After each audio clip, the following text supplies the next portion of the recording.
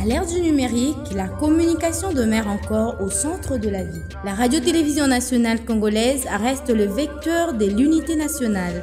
Les informations sur l'actualité de la République démocratique du Congo, d'Afrique et du monde, la culture, le sport, mais aussi les grands événements en direct sur la radio-télévision nationale congolaise. Les infos de dernière minute sur toute l'étendue du territoire national et partout ailleurs sur tous vos écrans.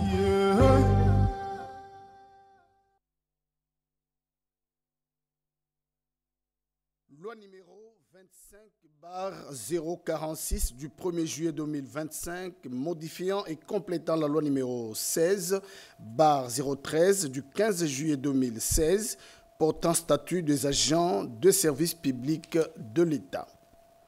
L'adoption de la loi numéro 16/013 du 15 juillet 2016, portant statut des agents de carrière de service public de l'État en remplacement de la loi numéro 081-003 du 17 juillet 1981 portant statut du personnel des carrières de service public de l'État avait marqué un tournant décisif dans le cadre des efforts du gouvernement de la République visant à réformer et à moderniser l'administration publique, socle du développement socio-économique de toute la nation.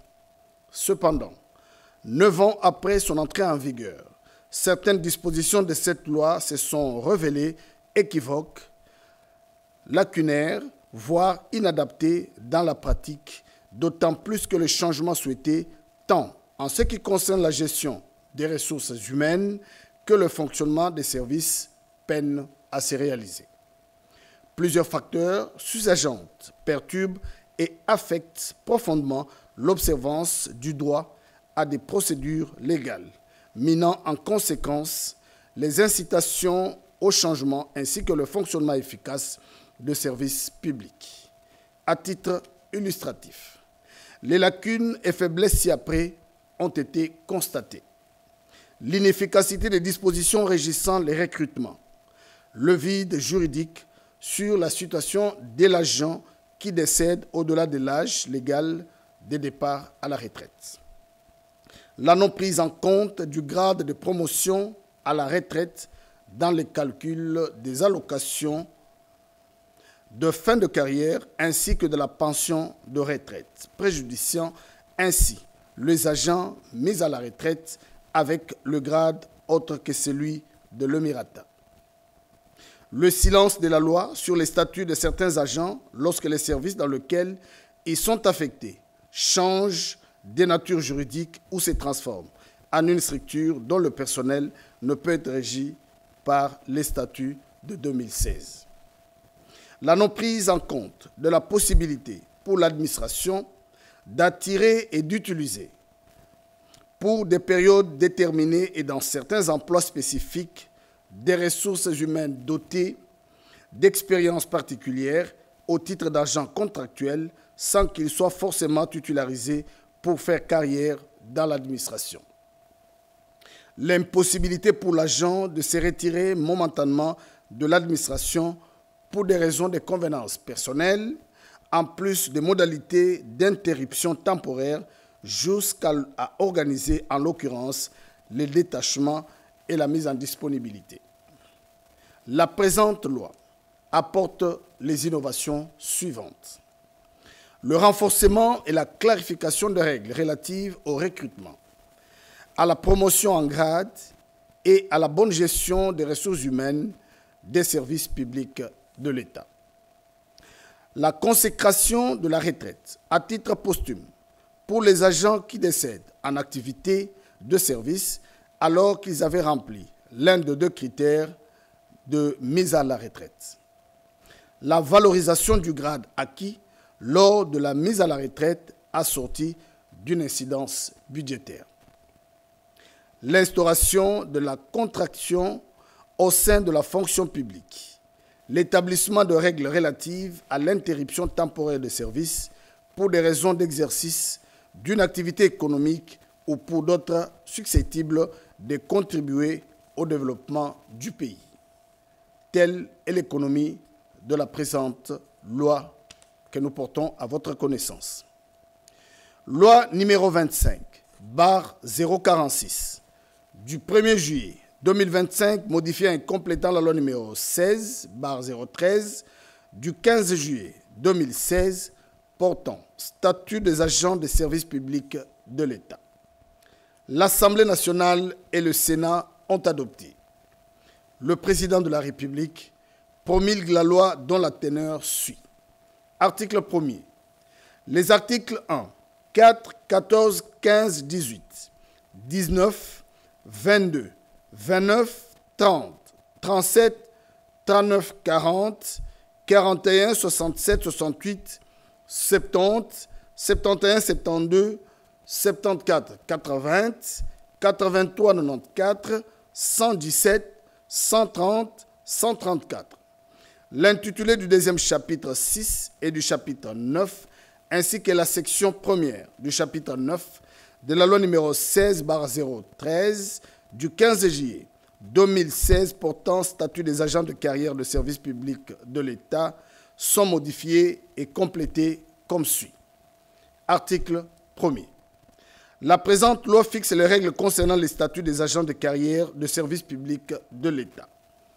L'agent de carrière de service public de l'État, si après l'agent est la personne nommée à un grade de la hiérarchie administrative pour occuper un emploi permanent budgétairement prévu dans un des services publics visés à l'article 2 de la présente loi. Lorsque la nature juridique d'un service public de l'État change, entraînant leur exclusion du champ d'application de la présente loi, les agents de carrière de service public de l'État qui y sont affectés passent d'office sous le régime du droit commun ou de tout autre statut compatible avec la nature du nouveau service. Toutefois, l'agent de carrière de service public de l'État qui souhaite poursuivre sa carrière sous le régime du statut des agents de carrière de service public de l'État peut, dans les 12 mois qui suivent le changement de la nature juridique du service d'affectation, solliciter du ministre ayant la fonction publique dans ses attributions une affectation dans un autre service dont le personnel relève du présent statut. La demande doit être motivée. Article 4. Tout recrutement a pour objet de pourvoir à la vacance d'un emploi repris dans le cadre organique d'un service budgétairement prévu. Il s'effectue dans le respect du principe de l'égalité d'accès aux fonctions publiques suivant les conditions requises pour chaque emploi à pourvoir. Les besoins de recrutement sont préalablement programmés dans la loi des finances de l'année. Pour chaque exercice budgétaire, le ministre ayant la fonction publique dans ses attributions détermine, en collaboration avec le ministre ayant le budget dans ses attributions, les plafonds d'emploi à rémunérer dans tous les services visés à l'article 2 de la présente loi. Un règlement d'administration fixe les modalités de détermination des plafonds annuels d'emploi à budgétiser. Article 14. La période probatoire permet à l'autorité compétente de se rendre compte du degré de conscience et d'aptitude morale et professionnelle de l'agent. Sans préjudice des dispositions spécifiques de certaines catégories d'emplois pour être admis et nommé à titre définitif, l'agent accomplit une période probatoire de 3 mois. Article 15. À l'issue de la période probatoire, l'autorité déterminée par règlement d'administration établit un rapport donnant en conclusion ses avis sur l'opportunité de l'admission et de la nomination définitive de l'agent. Ce rapport est adressé pour décision par la voie hiérarchique à l'autorité investie de ce pouvoir. L'agent qui n'est pas admis ou nommé à titre définitif est licencié d'office, sans aucune indemnité par l'autorité compétente. En cas d'admission et de nomination à titre définitif, l'ancienneté de l'agent court à partir de la date de son recrutement. Article 18. Les grades des catégories B et C comportent les échelons établis comme suit. Chef de division, échelon 2, échelon 1, chef de bureau, échelon 2, échelon 1. Attaché d'administration de première classe, échelon 2, échelon 1, attaché d'administration de deuxième classe, échelon 2, échelon 1, agent d'administration de première classe, échelon 2, échelon 1, agent d'administration de deuxième classe, échelon 2, échelon 1. Les passages de l'échelon 1 à 2 au sein d'un grade s'effectuent dans les mêmes conditions d'évaluation que pour l'avancement en grade, sur proposition de l'autorité responsable du service d'affectation de l'agent, après avis du Conseil supérieur de la fonction publique prévu aux articles 135 de la loi en vigueur. L'initiative de la promotion revient au service dont dépend l'agent. Article 19. Les agents nommés au grade sont mis à la disposition des responsables de services administratifs énumérés à l'article 2 de la présente loi par les ministres ayant la fonction publique dans ses attributions. Sans préjudice des dispositions de l'article 74 de la présente loi, les agents mis à disposition sont affectés en interne aux différents emplois correspondant à leur grade, selon le cas, par le président de la République, le Premier ministre, le secrétaire général, le gouverneur de province ou tout autre responsable de service public de l'État énuméré à l'article 2 de la présente loi. Les agents de service administratif des chambres du Parlement sont affectés aux différents emplois correspondant à leur grade par le président de l'Assemblée nationale ou le président du Sénat selon le cas. L'agent exerce l'emploi auquel il est affecté sur toute l'étendue de la République selon ses compétences et aptitudes sans discrimination aucune. Un emploi est vacant lorsqu'il n'est pas occupé par un agent revêtu du grade correspondant. Il est considéré comme provisoirement disponible lorsque son titulaire est momentanément absent ou empêché. Article 22. Les cadres organiques et les effectifs maximaux des emplois existants au sein des différents services sont fixés par décret du Premier ministre, délibéré en Conseil des ministres, sur proposition du ministre ayant la fonction publique dans ses attributions, après concertation avec les services concernés. Toutefois, les cadres organiques et les effectifs maximaux des emplois existants au sein des chambres du Parlement, après concertation avec les gouvernements, fixés par décision du bureau de l'Assemblée nationale ou du Sénat, selon le cas. Article 29. Les congés de circonstance sont accordés à la demande de l'agent. Ils ne peuvent être pris qu'au moment de l'événement qui les justifie. Les événements donnant droit à des congés de circonstance et leur durée sont fixés de la manière ci-après. Mariage de l'agent, 5 jours ouvrables. Accouchement de l'épouse de l'agent, 7 jours ouvrables. Décès du conjoint ou d'un parent au premier degré, 10 jours ouvrables. Décès d'un parent ou d'un allié au deuxième degré, 3 jours ouvrables. Déménagement, 3 jours ouvrables. Mariage d'un enfant, 2 jours ouvrables. Article 30. L'agent de sexe féminin a droit à un congé de maternité d'une durée de 14 semaines consécutives, dont 8 semaines au moins après l'accouchement. Le congé de maternité est accordé sur présentation d'un certificat médical indiquant la date probable de l'accouchement. Sur demande de l'agent, les congés de maternité peut être rallongé de la durée des congés de reconstitution auxquels l'agent a droit au courant de la même année. Article 37. Les disponibilités à la demande de l'agent ne peuvent être accordées que dans le cas suivant. 1. Pour effectuer en République démocratique du Congo ou à l'étranger des études ou des recherches présentant un intérêt général pour le pays. Dans ce cas, la durée de la disponibilité ne peut excéder 5 ans. Néanmoins, cette durée est renouvelable une fois lorsque la spécificité des études ou des recherches le justifie. La disponibilité sollicitée pour raison d'études ne peut être accordée qu'à l'agent ayant acquis une ancienneté de 3 ans au moins dans la carrière.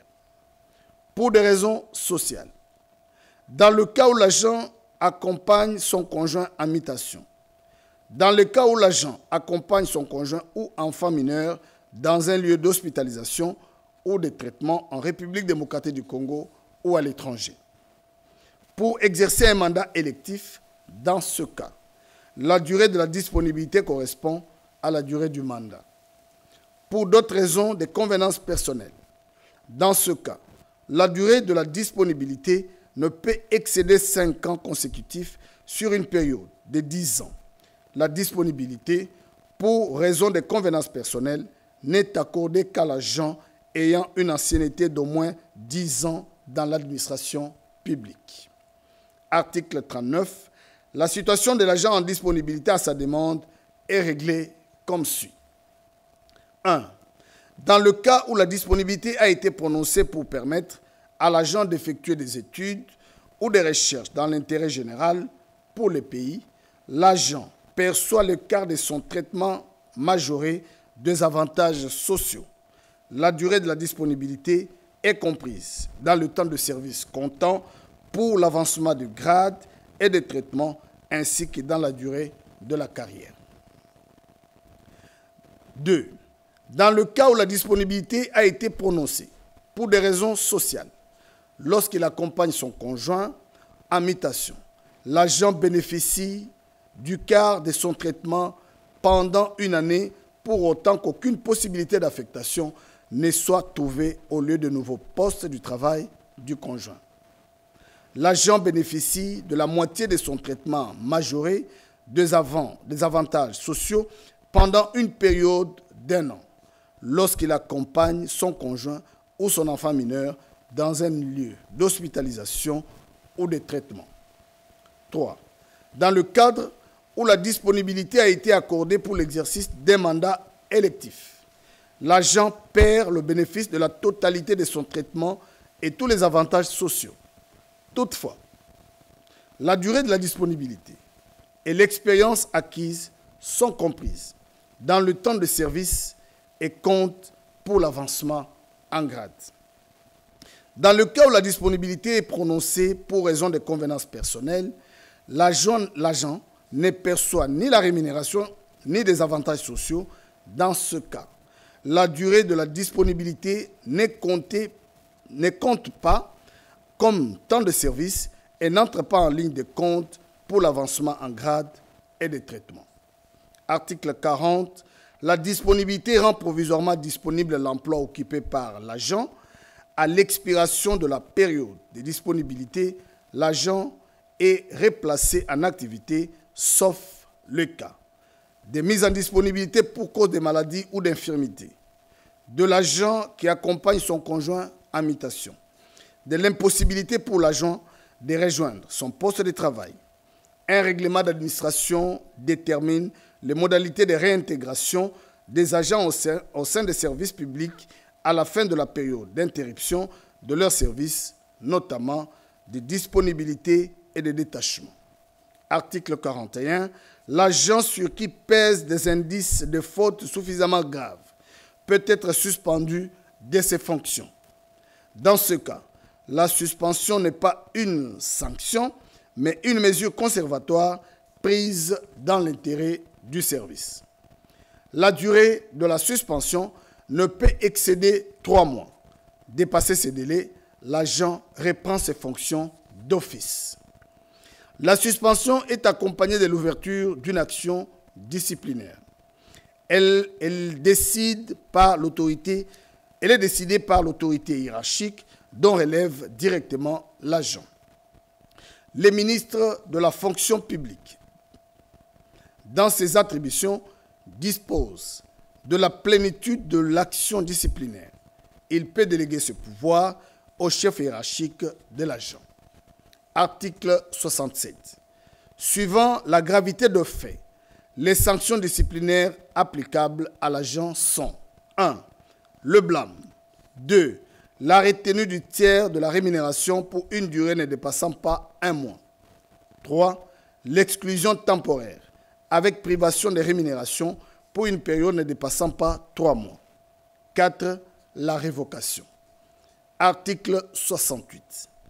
Le blâme. La retenue du tiers de la rémunération pour une durée ne dépassant pas 1 mois, ainsi que l'exclusion temporaire avec privation de rémunération pour une période ne dépassant pas 3 mois sont prononcés par les chefs hiérarchiques désignés par règlement d'administration. La révocation et l'exclusion définitive prononcée par l'autorité investie du pouvoir de nomination au grade dont l'agent incriminé est revêtu pour faute ou manquement grave au devoir de son État après avis du Conseil de discipline prévu à l'article 137 de la présente loi. La retenue ne s'applique pas aux avantages sociaux de l'agent. Article 70. L'évaluation est obligatoire pour tout agent soumis au présent statut. Elle a pour objet d'apprécier la valeur professionnelle de l'agent en évaluant ses compétences, son assiduité, son intégrité, son sens social, sa conscience professionnelle ainsi que son aptitude à exercer ses fonctions. Cette appréciation peut être revêtue de formes diverses selon le contexte dans lequel elle s'inscrit. Elle prend notamment la forme d'un entretien professionnel entre le supérieur hiérarchique direct et l'agent évalué, au cours duquel sont examinés les objectifs assignés à ce dernier ainsi que les résultats effectivement atteints. L'évaluation est réalisée après chaque année civile, au plus tard le 31 janvier de l'année suivante. L'absence d'évaluation des agents d'un service après cette date constitue une faute disciplinaire à charge de l'autorité compétente. Le chef hiérarchique compétent établit un bulletin qui décrit brièvement les objectifs et les tâches assignées à l'agent ainsi que les résultats réellement atteints en fin d'année. Il y propose l'appréciation du mérite qu'il estime devoir être attribué à l'agent. L'appréciation du mérite est synthétisée par l'une des mentions suivantes. Élite, très bon, bon, assez bon et médiocre. Après une période de 3 ans, les services réalisent un bilan de compétences de l'agent. Le bilan de compétences est réalisé avec le concours de la direction des ressources humaines du service dont dépend l'agent, par le service technique attitré du ministère de la fonction publique ou d'un organisme spécialisé, public ou privé, dûment mandaté par le ministre ayant la fonction publique dans ses attributions. Le rapport établi au titre du bilan des compétences définitives définit le niveau du savoir, du savoir-faire et savoir-être de l'agent dans différents domaines. Ce niveau d'évaluation est synthétisé par les mentions suivantes. Expert, maîtrise, apprenti, inapte. Une copie du rapport du bilan des compétences est versée au dossier de chaque agent, une deuxième copie transmise à son supérieur hiérarchique et une troisième copie remise à l'agent. Le rapport du bilan des compétences est définitif.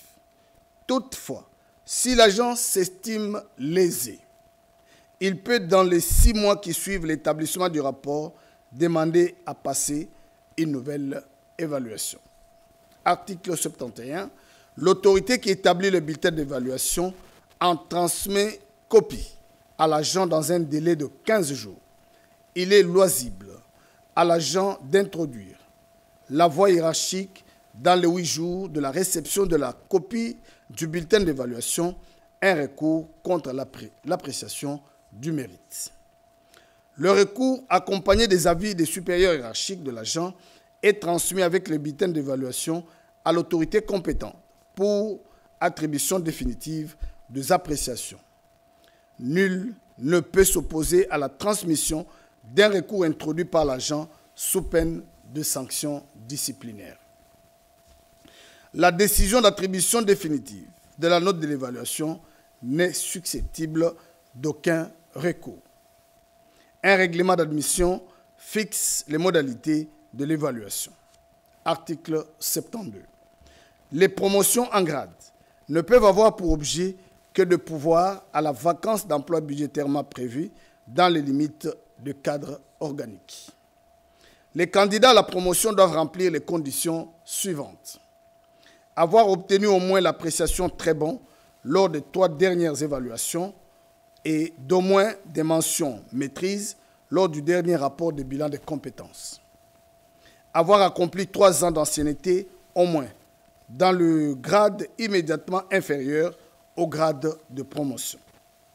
Avoir participé avec succès et s'être classé en ordre utile à un concours organisé pour le passage d'une catégorie à un autre, à l'exception de la première catégorie dont les 3 conditions énumérées ci-dessus sont requises pour le passage d'un grade à un autre. En cas d'égalité de réussite au concours, le candidat ayant obtenu la meilleure cote signalétique, a priori, toutefois, les conditions de promotion de l'agent effectuant la carrière plane sont déterminées par voie de règlement d'administration. Tout candidat qui a échoué 2 fois successivement ne peut prétendre à accéder au grade de directeur. Pour les grades inférieurs à celui de directeur, 3 échecs successifs privent l'agent du droit de participation au concours. Article 74. Le secrétaire général de l'administration est nommé par le président de la République sur proposition du gouvernement, délibéré en Conseil des ministres parmi les hauts fonctionnaires revêtus au moins du grade de directeur dans l'administration publique. Des secrétaires généraux sont affectés et mis en service par le ministre ayant la fonction publique dans ses attributions. Les promotions au grade des catégories B, C et D sont octroyées par le Premier ministre sur proposition selon les cas du ministre ayant la fonction publique dans ses attributions, du président de l'Assemblée nationale ou du président du Sénat accorde la promotion au grade de directeur dans l'administration publique. Toutefois, sans préjudice des dispositions de l'article 92, alinéas 3 et 4 de la Constitution, par délégation du Premier ministre, le ministre ayant la fonction publique dans ses attributions accorde la promotion au grade des catégories B et C. L'initiative de promouvoir un agent revient au service dont il relève. L'octroi d'une promotion des grades donne droit au traitement initial au grade conféré. L'agent qui jouit déjà d'un traitement supérieur à celui que donne l'avancement des grades conserve ce traitement majoré d'une augmentation de 3% calculée sur le traitement initial de son grade. Article 80. L'agent est d'office mis à la retraite lorsqu'il a soit atteint l'âge de 65 ans, effectué une carrière de 35 ans. Néanmoins, lorsque l'agent a accompli 35 ans d'ancienneté, mais qui n'a pas atteint 65 ans d'âge, le responsable du service d'affectation de l'agent peut, après consultation de l'agent concerné, solliciter du ministre ayant la fonction publique dans ses attributions une autorisation de maintien en activité de service jusqu'à ce que l'agent atteigne 65 ans d'âge. Cette autorisation est accordée sur décision du ministre de la fonction publique lorsque l'agent justifie des performances professionnelles exceptionnelles attestées par ses bulletins d'évaluation des 3 dernières années ou à l'initiative de l'administration en cas d'insuffisance professionnelle constatée par l'évaluation des 3 dernières années ne permettant plus son reclassement dans un autre emploi ou en cas d'une compromission liée aux insuffisances d'éthique et déontologie ne justifiant plus ses prestations dans les services publics, être mis à la retraite s'il accomplit une carrière de 25 ans au moins. L'agent peut, à sa demande ou à l'initiative de l'administration, en cas d'insuffisance professionnelle constatée par l'évaluation des 3 dernières années, ne permettant plus son reclassement dans un autre emploi, ou en cas d'une compromission liée aux insuffisances techniques et déontologiques, ne justifiant plus ses prestations dans les services publics, être mis à la retraite s'il accomplit une carrière de 25 ans au moins. Dans l'intérêt du service et à la demande des responsables des services énumérés à l'article 2 de la présente loi, le ministre ayant la fonction publique dans ses attributions peut, à titre exceptionnel, autoriser pour une durée de 12 mois renouvelable une fois l'utilisation d'un agent mis à la retraite, lorsqu'en raison de son expertise et de son expérience, son rappel en activité est indispensable pour l'encadrement et la transmission des compétences intergénérationnelles. L'agent bénéficiera du rappel en service, ne participant pas à l'avancement en grade et ne pose plus des actes engageant le service. Il est soumis au régime des agents contractuels. Lorsqu'un agent ayant rempli l'un des critères de mise à la retraite décède en activité de service, une décision de mise à la retraite à titre posthume est prise en sa faveur. Dans ce cas, l'allocation de fin de carrière et de mise à la retraite et tous les avantages dus à la mise à la retraite sont versés à la succession constituée de l'agent conformément au Code de la famille. Les indemnités de fin de carrière sont cumulées avec l'allocation de décès. À sa demande, l'agent en détachement peut bénéficier de mêmes avantages. La mise à la retraite est prononcée par l'autorité investie du pouvoir de nomination. Article 83.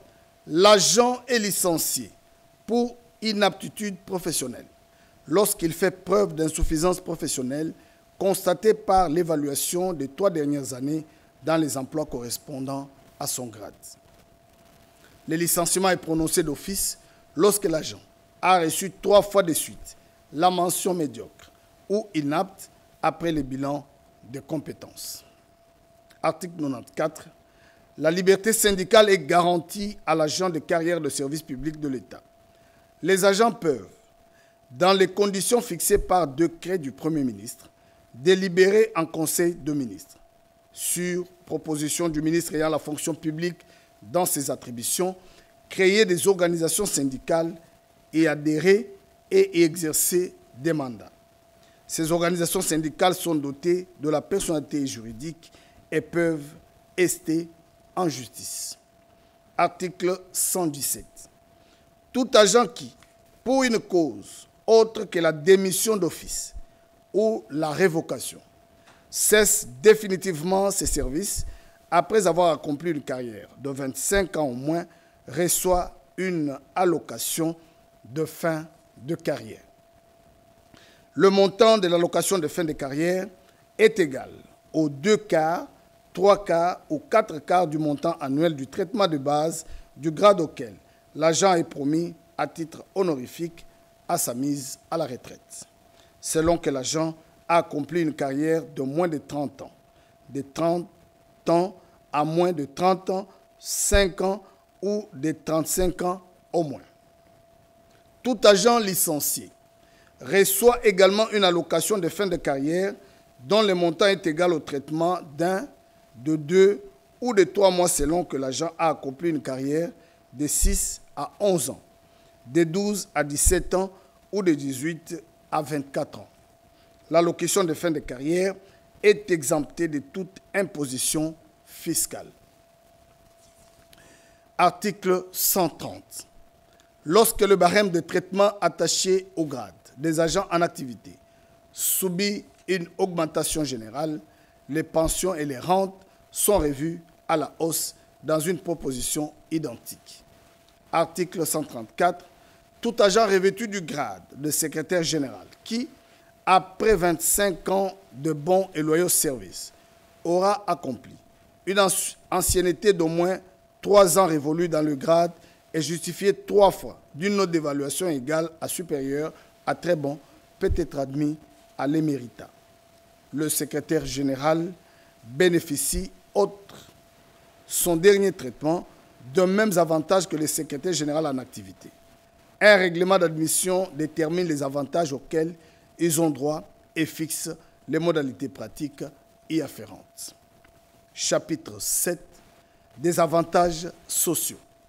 Chapitre 9 de l'évaluation, de l'avancement en grade et de l'avancement de traitement. Section 1er de l'évaluation. Article 2. Il est inséré dans la loi numéro 16/013 du 15 juillet 2016 portant statut des agents de carrière des services publics de l'État les articles 1er bis, 1er ter, 1er quater, 1er quinqui et 55 bis. Article 1er bis.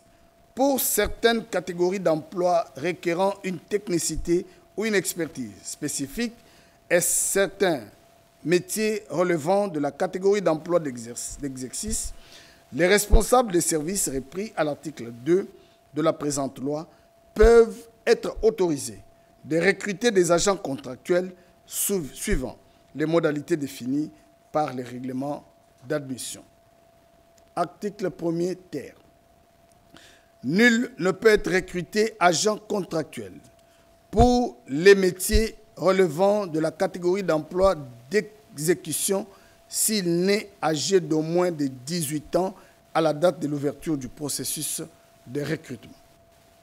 Pour les catégories d'emploi requérant une technicité ou une expertise spécifique, le recrutement n'est ouvert qu'aux personnes âgées d'au moins 45 ans et justifiant d'une expérience d'au moins 10 ans dans le domaine des compétences considérées à la date d'ouverture du processus de recrutement. Article 1er quater. Par dérogation à l'article 7 alinéa 2 du statut, les agents contractuels peuvent être recrutés directement dans les emplois de coordination, d'encadrement et de commandement, à l'exception du grade de secrétaire général. Article 1er. Le contrat d'engagement de l'agent contractuel est conclu par écrit. Il ne peut excéder la durée de 5 ans renouvelable une fois. Il est signé conjointement par le responsable du service requérant, le ministre ayant respectivement le budget et la fonction publique dans leurs attributions, ainsi que l'agent concerné. En sus des clauses contractuelles, les agents sous contrat sont soumis au statut des agents de carrière des services publics de l'État. Un règlement d'admission fixe les modalités de recrutement, de rémunération et d'exécution du contrat des agents contractuels. Article 55 bis. L'État souscrit une assurance au bénéfice des agents de services publics de l'État couvrant les frais médicaux, les soins de santé et le frais funéraire. Un décret du Premier ministre, délibéré en Conseil de ministres, sur proposition conjointe des ministres ayant respectivement la fonction publique, la santé et la prévoyance sociale, le budget et les finances dans leurs attributions, fixe les modalités d'organisation de la police d'assurance en faveur des agents publics ainsi que les taux de cotisation entre l'État employeur et l'agent bénéficiaire. Article 3. Sont abrogées toutes les dispositions antérieures contraires à la présente loi. Article 4. La présente loi entre en vigueur à la date de sa promulgation. Faite à Kinshasa le 1er juillet 2025, Félix Antoine Tshisekedi Tshilombo pour copie certifiée conforme à l'original. Le 1er juillet, le cabinet du président de la République, Anthony Kinzo Kamoulé, directeur de cabinet. Loi numéro 25/049 du 7 juillet 2025 modifiant et complétant la loi numéro 22/031 du 15 juillet 2022 portant régime spécial de sécurité sociale des agents publics de l'État. À la suite des limites observées dans la mise en œuvre de la loi numéro 22/031 du 15 juillet 2022 portant régime spécial de sécurité sociale des agents publics de l'État, le législateur se propose d'apporter les modifications susceptibles de compléter les cadres juridiques actuels. L'énumération très limitative faible à l'article 2 de la loi précitée n'évite pas complètement la problématique de la protection sociale de tous les agents publics de l'État, conformément aux dispositions des articles 12 et 36 de la Constitution, garantissant à tous les Congolais le droit à une égale protection sociale. En effet, dans la mise en œuvre de la loi susmentionnée, il est apparu qu'il subsiste des catégories d'agents publics qui ne sont couvertes par aucune protection sociale, ce qui les expose à la précarité. C'est le cas notamment de ceux qui exercent des fonctions éphémères, parmi lesquelles les fonctions politiques. Pour faire face à cette situation, tout en s'inspirant des bonnes pratiques en la matière dans le monde, y compris dans certains pays africains, la présente loi apporte les innovations suivantes. L'institution d'un régime de sécurité sociale par capitalisation en faveur des agents non couverts par la loi numéro 22/031 du 15 juillet 2022. La prise en compte des autres catégories dépourvues de couverture sociale. La présente loi modificative a le mérite d'instituer un mécanisme de protection sociale adapté à la nature des emplois de ces catégories spécifiques d'agents publics qui ne font pas carrière et de ce fait ne peuvent souscrire au modèle traditionnel de sécurité sociale géré par réparation qui nécessite une période minimale de 15 ans de cotisation pour prétendre à l'ouverture des droits. Telle est l'économie de la présente loi. Loi numéro 25/049 du 7 juillet 2025, modifiant et complétant la loi numéro 22/031 du 15 juillet 2022, portant régime spécial de sécurité sociale des agents publics de l'État.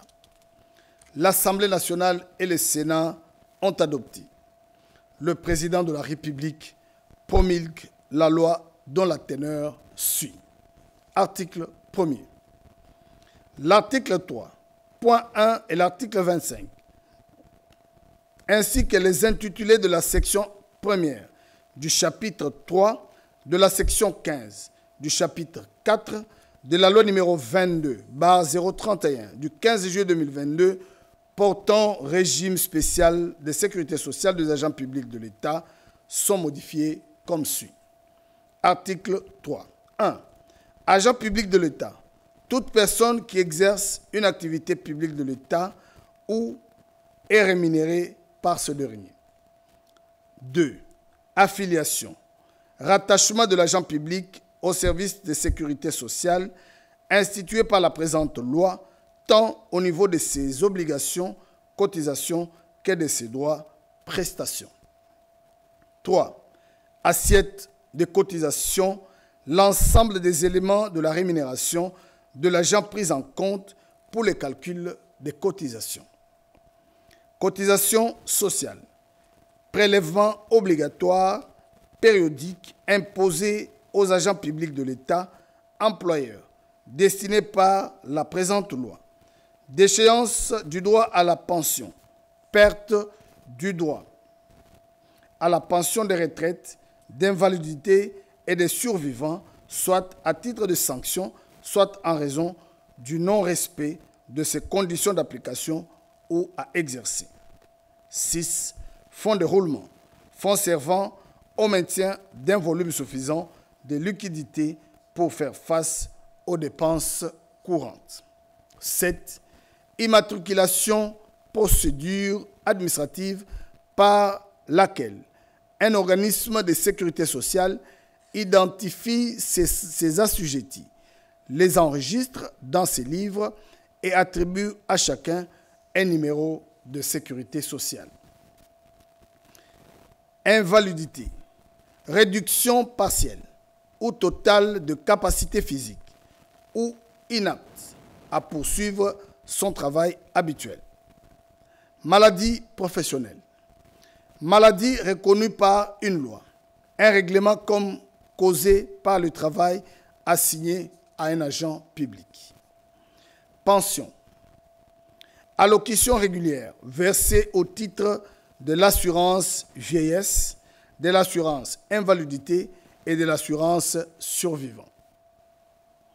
Pension d'inaptitude, redevance reconnue et versée au crédit rentier par les débits rentiers ayant pour but de compenser la perte ou la diminution de la capacité provenant d'un accident, d'une maladie ou d'une infirmité. Pension des survivants, allocation versée aux survivants d'un assujetti décédé.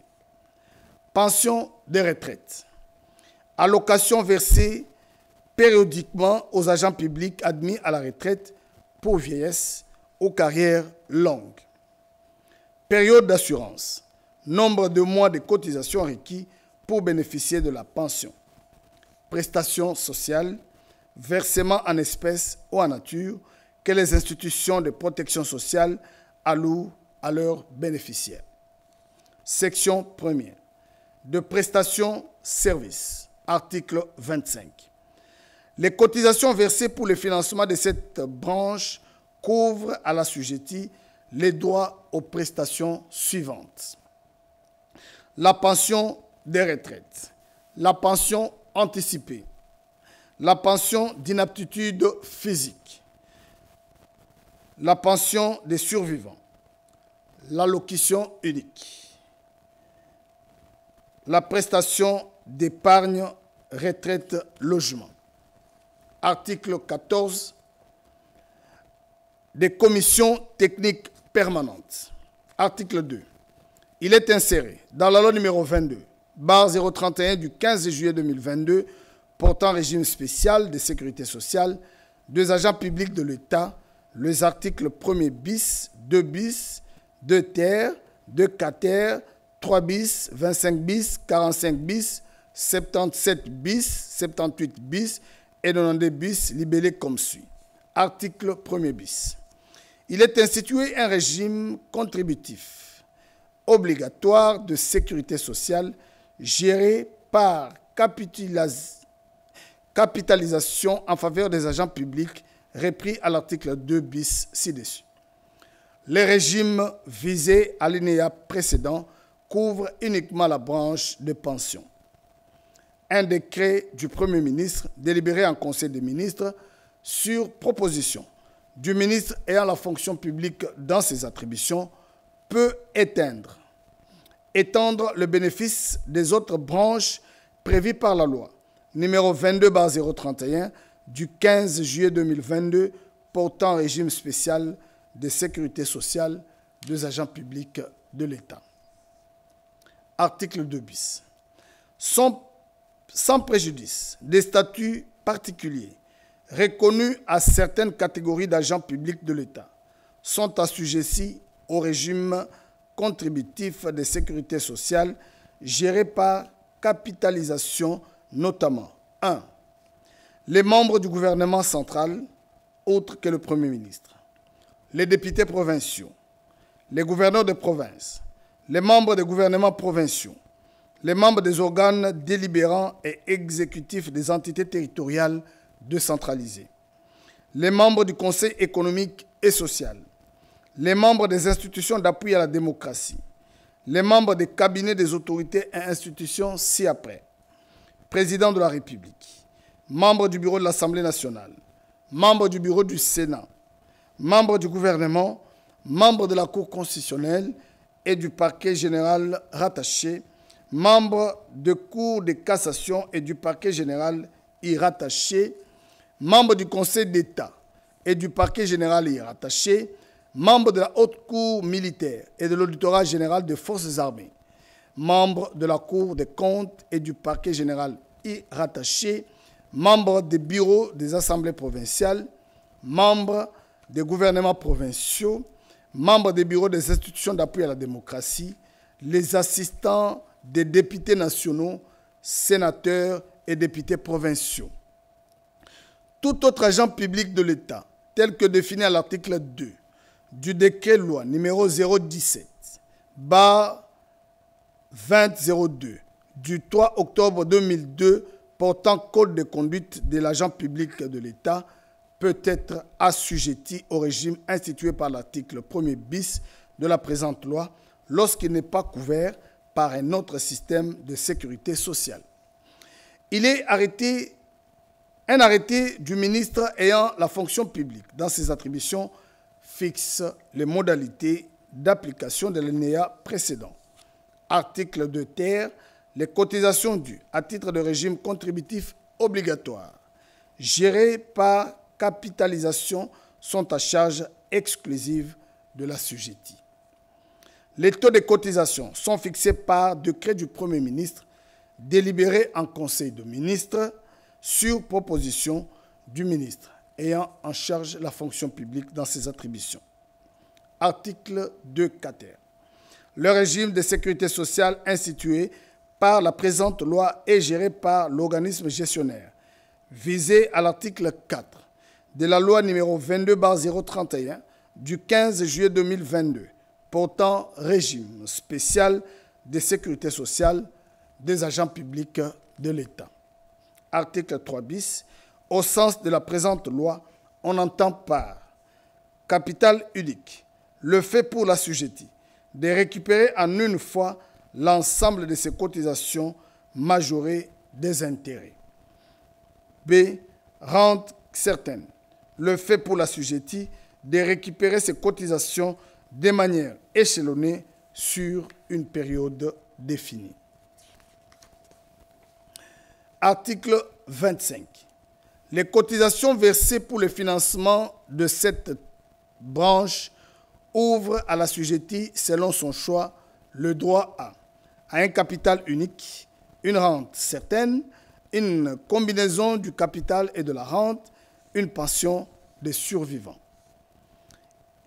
Il y a combinaison du capital et de la rente lorsque l'assujetti fractionne en deux parts son capital, dont l'une lui est versée en un montant unique et l'autre est versée suivant des mensualités convenues. Section 6 bis de la prestation d'épargne retraite logement. Article 43 bis. Il est institué un régime contributif d'épargne retraite logement obligatoire en faveur des agents publics repris à l'article 2 de la présente loi. Ce régime instaure une cotisation alimentant un dispositif d'épargne à long terme débouchant sur une proposition d'aide au financement en faveur du logement ou, au moment de la retraite, le versement du capital constitué ainsi que des intérêts capitalisés. Article 77 bis. Les dispositions de l'article 77 de la loi numéro 22/031 du 15 juillet 2022 portant régime spécial de sécurité sociale des agents publics de l'État sont applicables mutandis aux assujettis du présent régime. Article 78. Bénéficie de prestations prévues à l'article 25 bis de la présente loi, l'assujetti qui remplit cumulativement les conditions ci-après. Avoir atteint l'âge de 65 ans, avoir cessé d'exercer l'une des fonctions prévues à l'article 2 bis ci-dessus. Toutefois, peut bénéficier de prestations anticipées l'assujetti atteint, avant l'âge requis, d'une incapacité mentale ou physique, partielle ou totale, constatée par la commission médicale, le rendant inapte à exercer une activité rémunératrice. l'assujetti n'ayant pas atteint 65 ans, mais qui justifie d'une période de cotisation cumulée d'au moins 120 mois, sans préjudice du point B de l'alinéa précédent. Le bénéfice de prestation est suspendu lorsqu'après avoir été ouvert, l'assujetti recouvre une fonction reprise à l'article 2 bis de la présente loi et réactive de ce fait ses cotisations. Ce bénéfice de prestation reprend de plein droit après la cessation de cette dernière fonction. Article 92. Outre la commission médicale, le ministre ayant la fonction publique dans ses attributions peut, sur proposition de l'organisme gestionnaire, créer toute autre commission jugée opportune, notamment technique, selon les besoins spécifiques de gestion des différentes branches. Article 3. Sont abrogées toutes les dispositions antérieures contraires à la présente loi. Article 4. La présente loi entre en vigueur à la date de sa promulgation. Faite à Kinshasa le 7 juillet 2025, Félix Antoine Tshisekedi Tshilombo pour copie certifiée conforme à l'original. Le 7 juillet 2025, le cabinet du président de la République, Anthony Kinzo Kamoulé, directeur de cabinet. Ordonnance loi numéro 25/036 du 8 juillet 2025 autorisant la ratification de l'accord sur les subventions à la pêche de l'Organisation mondiale du commerce.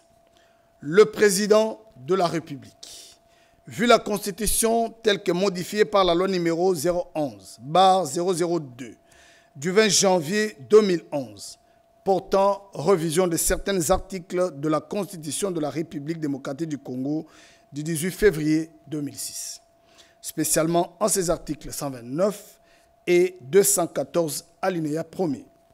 Vu la loi numéro 25/031 du 19 juin 2025, portant habilitation du gouvernement.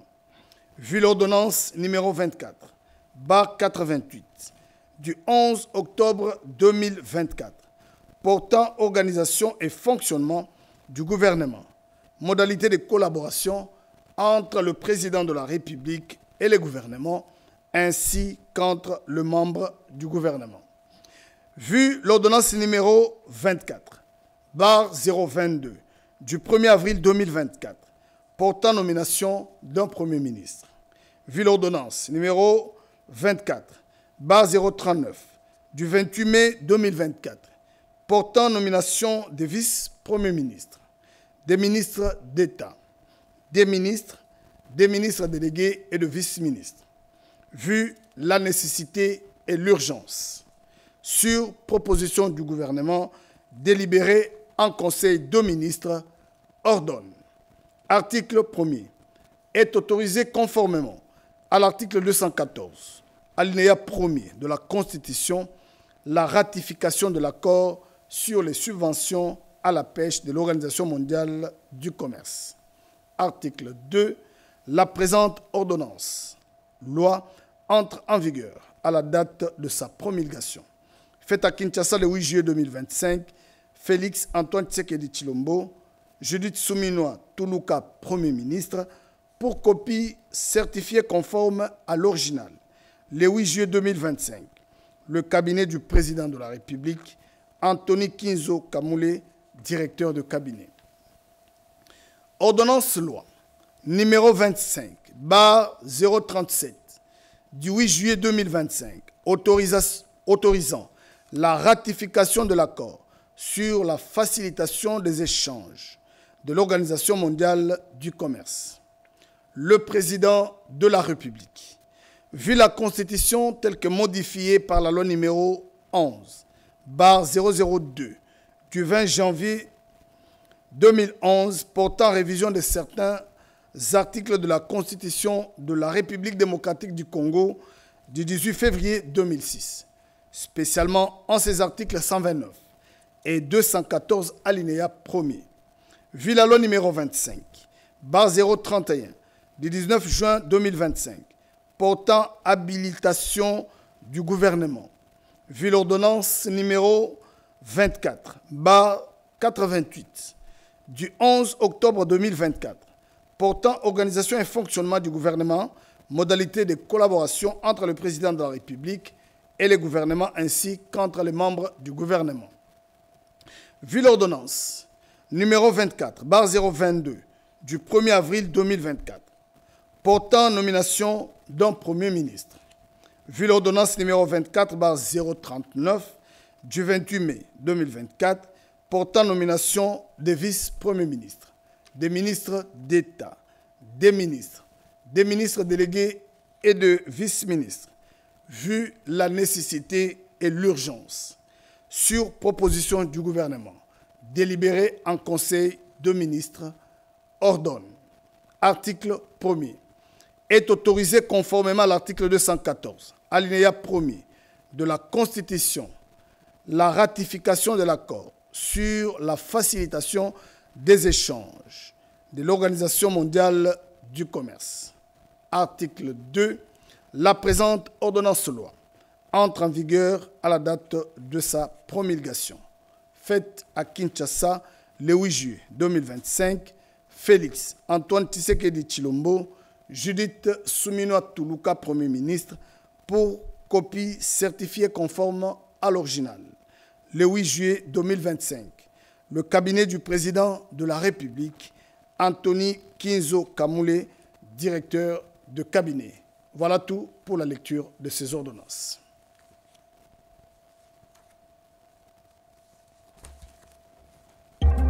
À l'ère du numérique,